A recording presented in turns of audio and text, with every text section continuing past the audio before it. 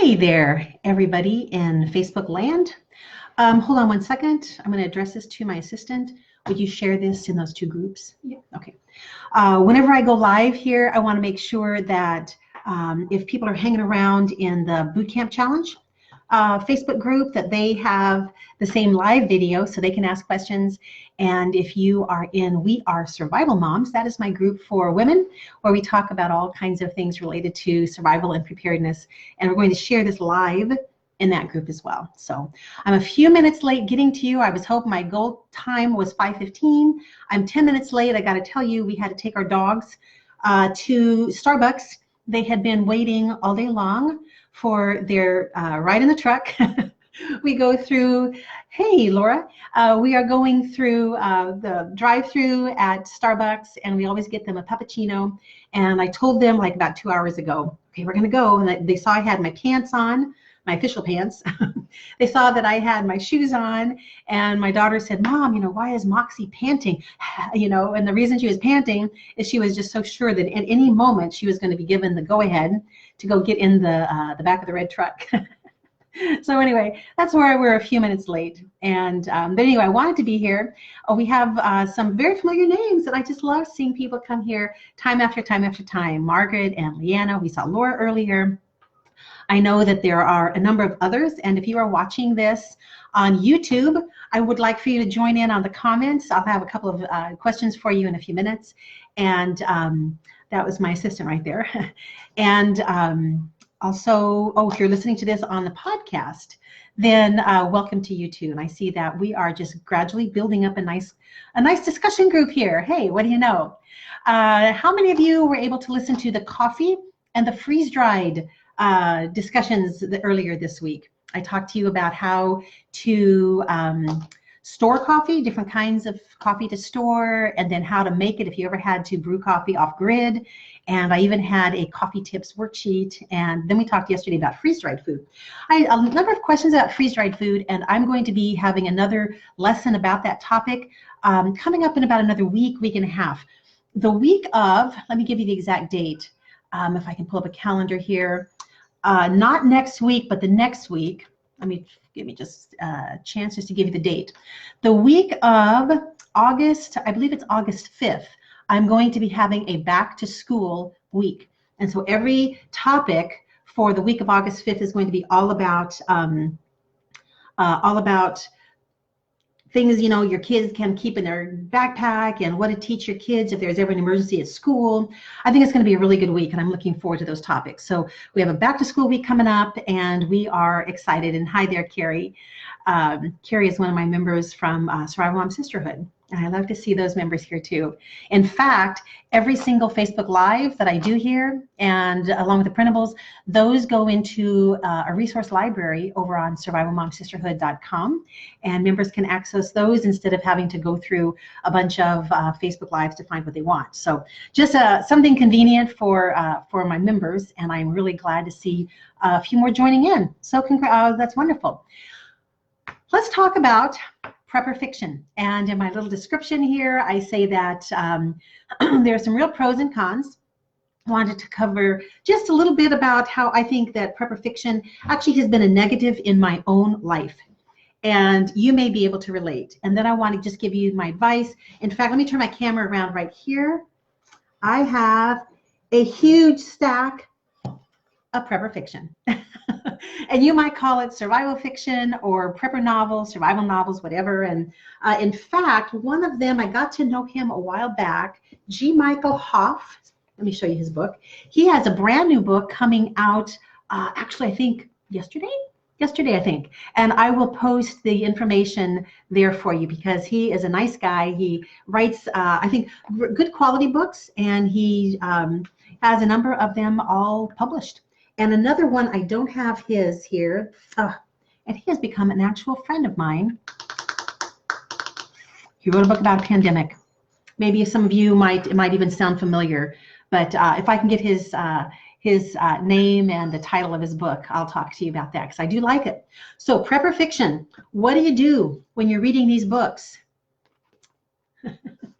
And they're just depicting something just absolutely horrific. This is how I became a teenage survivalist. This one is James Wesley Rawls' Survivors. And they all have similar color schemes. Have you ever noticed that right on the covers? You can just kind of tell they're, a lot of times there are flames and there's red and yellow and orange. And I have a number of them also on my Kindle. So I want to pose a question to you. If you were to read a romance novel, and in this romance novel, the woman, since most all of them are from a woman's perspective, the woman, one early in the story, she bumps into a good-looking man, totally by accident, in an elevator, and their eyes meet. And it's love at first sight. He's a billionaire, and he whisks her off her feet, and before you know it, she's just living a glorious life as a billionaire's wife. Okay. That is kind of a plot in a nutshell, isn't it? Okay, well, let me ask you, do you really think that the next time you bump into someone in an elevator, it's going to be a billionaire? Do you really think that whatever, if you're reading a romance novel, are you really just kind of living on the edge of your seat, waiting for that scenario to happen? Because the book was so good. I don't know why my dog is, look at her. I wonder if maybe my husband's almost home. That's actually our foster dog. But you would never do that, I hope. Because you recognize that, hey, this is a fun story. I'm reading it. It's entertaining. It's a romance novel. You don't really think that the next person you accidentally bump into is going to be a single handsome billionaire who happened to be looking for a woman just like you. Okay, then I have a question for you. Why, when you read 1 second after, were you afraid to drive more than 20 miles from your home? That, I think, is the biggest negative when you start reading these books. They're gripping, and there is an element of reality. There is enough reality written, as part of the book, that part of the plot, that you think that really could happen. Okay, so 1 second after, you think, well, these are average Americans. This is an American town. I can relate to so much. I can relate to, their relationship with their dogs and their young kids, and the fact that one of their daughters was diabetic, as I recall. And you can relate to so much of it, and it's like it's real.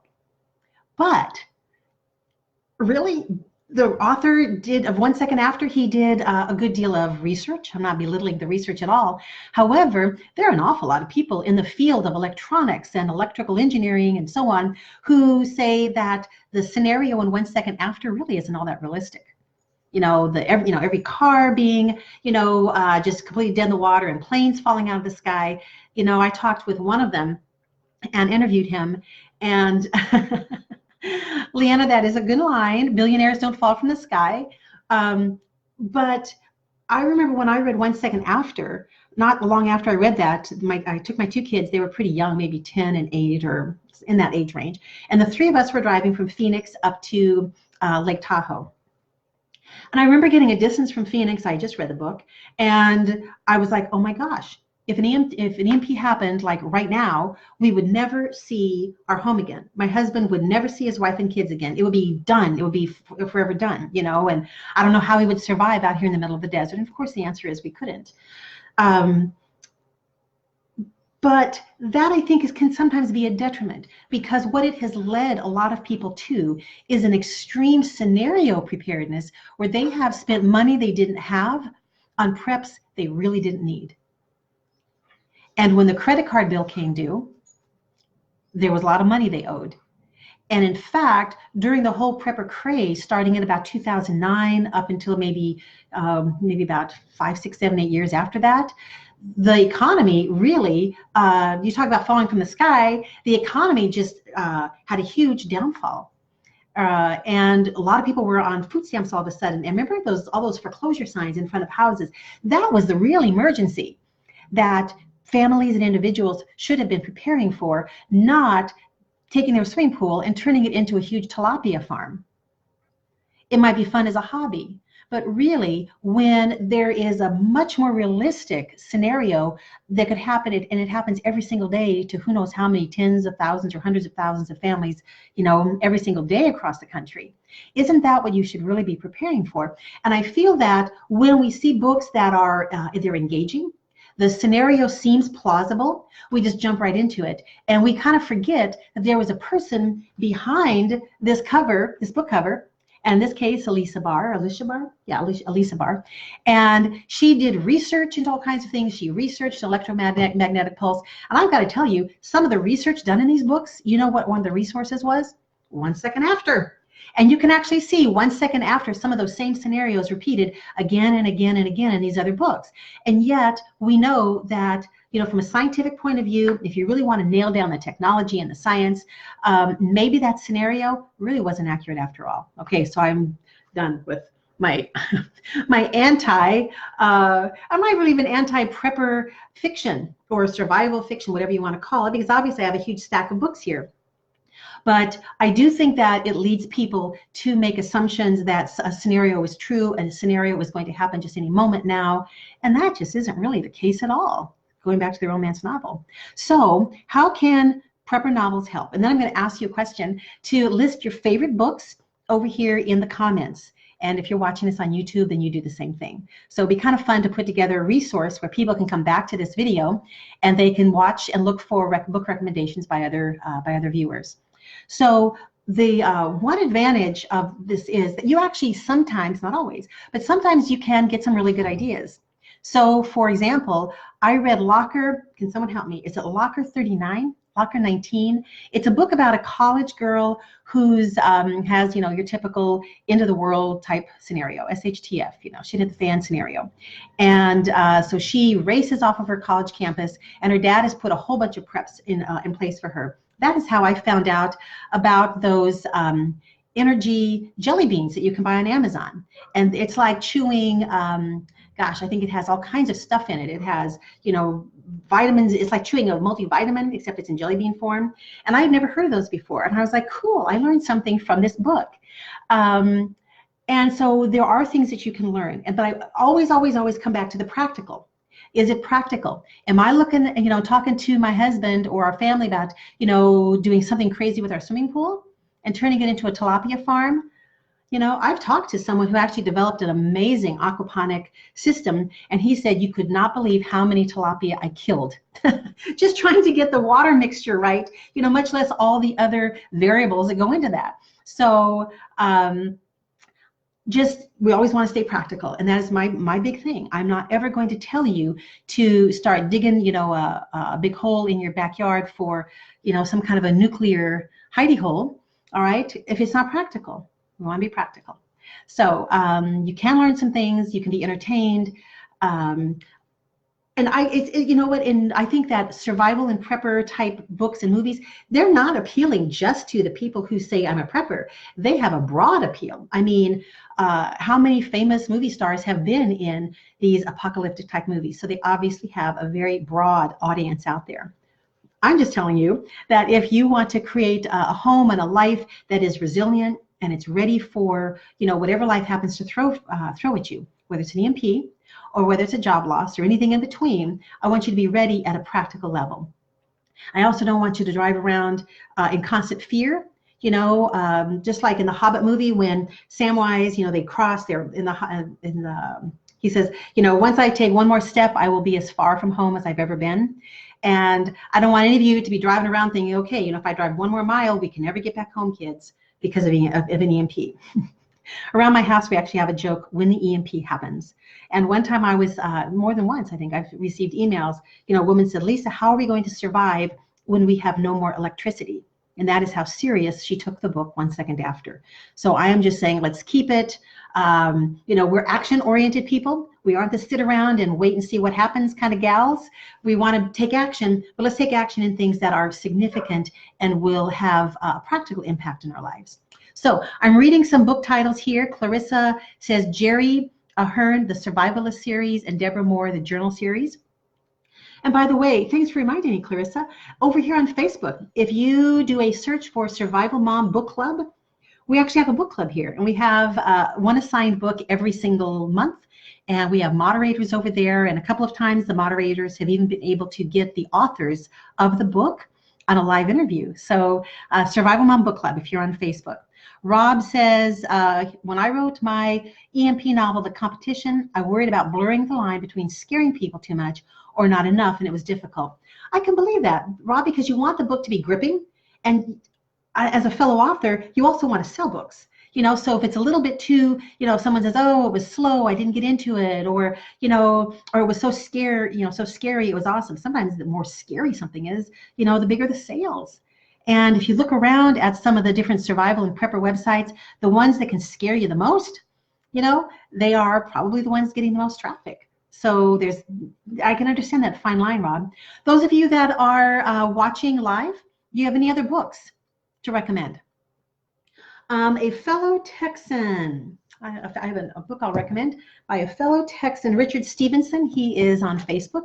This actually was the second in the series, but you can see his let me put it in front of the camera. Richard Stevenson, his first book was very interesting, and it was about some type of collapse in the United States and then what he believed would happen afterwards. So when I read this, I don't sit around and think, I'm going to watch, the headlines because, this is going to happen anytime now. It's entertaining. Glean from it what you can. And if you start getting scared, then say, the survival mom told me to not get scared. Reminds me, many years ago, I worked on a kibbutz in Israel. And at that time, there was some conflicts going on in Lebanon. And so we'd be out by the pool, and there would be helicopters, flying over. And the Israeli said, Lisa, don't worry, we will tell you when to worry. And I never had to worry again after that. So I'm telling you that just keep one step at a time. Learn something about freeze-dried food and start building up a food storage pantry. Get some water stored and get an emergency kit put together. So you want to do those things that kind of just keep you grounded. Let's see, is there anything else here? This was actually, I got started into this, Northwind, Michael Hale, and I got interrupted by a family vacation. And this actually was sent to me by, I think, Michael Hale's wife, and she asked me to review this. And once I'm interrupted from a book, I have a hard time circling back around. Any other, let's see, Clarissa says that Deborah D. Moore, and Clarissa, I believe that Deborah D. Moore was interviewed in the Survival Mom Book Club Facebook group. The Rule of Three trilogy, Little House on the Prairie. A lot of times you can have a book or a book series like Little House on the Prairie, and that is an excellent way to introduce kids of, in a wide age range into just the whole idea of problem solving. What would you do if you were stuck in this blizzard? What would you do if all of a sudden, locusts came and they ate, our entire crop and everything we were growing? It really is a good way for kids then to become interested in learning those kinds of things. And also, I just love the fact that it's realistic. That's real life. Disasters like those kinds of disasters, they still happen today. And so what can we do as a family and individually to be ready for it? Someone else says, I think Deborah O'Neill, I think you are a major fiction fan. You're giving us a lot of great suggestions. Lights Out, 1 Second After are the classics, 299 Days, Station 11. Those of you that are watching, do you know the book I'm talking about, The Locker? I think it's Locker 19. I have it on Kindle, and so I'd have to get my my phone out here and activate my Kindle. But I really like that one. It's just kind of fun. So here we have just some comments. So feel free to scroll through and see if there's anything that grabs your attention. Don't live every day as though an EMP is going to happen, this afternoon. So just do things that are smart, things that make sense, things that are practical, things that are in your budget. All right. And if nothing happens at all, you won't say, man, I have all of these nuclear war suits and gas masks and everything. And, I'm going to have to put them in my will and give them away to someone. Let's keep things just a little more level-headed. That's all I ask. All right. Anyone else? Opinions about prepper fiction? Any recommendations? Okay. On my blog, and let me get the link for you, I actually have a list of books that I recommend along with the authors. And I am just going to put that link in the description, and then you can check it out. And I have books here, just 32 survival books, and some of them are fiction, but some of them are not fiction. So I'm just going to go ahead and put the whole entire list there for you. And I'm going to be back tomorrow, and guess what our topic is? It is all about solar generators. I happen to know quite a bit about solar generators, all right? I'm married to someone who is something of a Locker 9. Thank you, Linda. Locker 9. I do recommend that book. It's fun. And especially if you have kids that are going to college, or you have kids or grandkids that are living, away from you, and you're wondering, gosh, what can I do to equip them? What can I do to help? Locker 9 kind of gave me some ideas when my daughter went to college. All right, tomorrow, solar generators. I have a printable for you, and I hope that you will be here right about the same time, 5-ish, 5:30-ish.